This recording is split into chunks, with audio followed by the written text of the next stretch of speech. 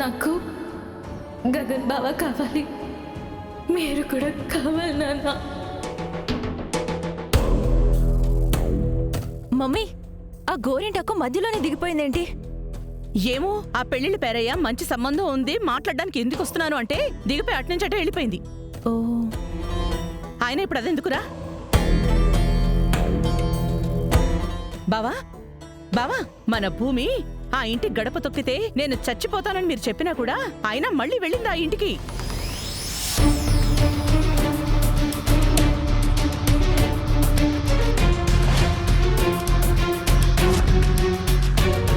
తనలా వెళ్ళిపోతుంటే మనకసలు ఎంత పరువు తక్కువగా ఉంటుందో ఆలోచించు. ఓ పక్క కేపీ, ఇంకో పక్క భూమి. అసలు వీళ్ళని ఎలా కంట్రోల్ చేయాలో నాకు అర్థం కావట్లేదు బావా.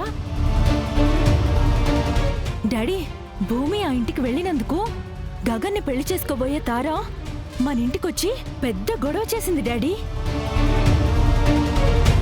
ఇంకా రోడ్డెక్కి రాద్ధాంతం చేస్తుందేమో అని మేము చాలా భయపడ్డాం తెలుసా.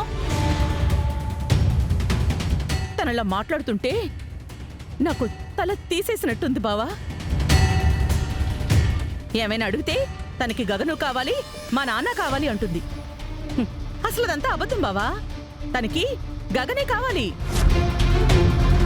డాడీ, ఈరోజు నువ్వు ఆ భూమిని గట్టిగా అడగాలి.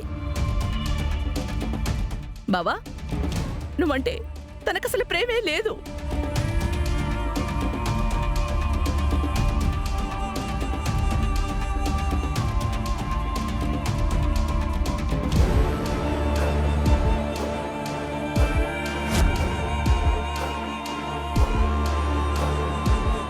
శోభాని ఎవరు చంపారో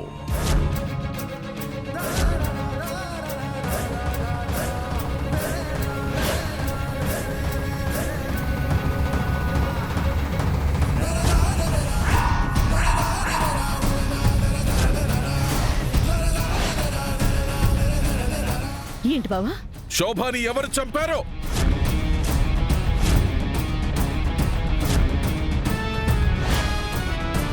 అదేంటి బావా ఈరోజు కొత్తగా అడుగుతున్నావు?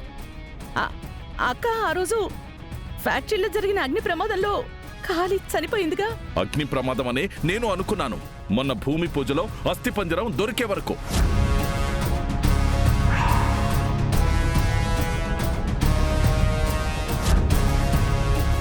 కానీ ఇప్పుడు సిఐ శంకర్ కాల్ చేశాడు.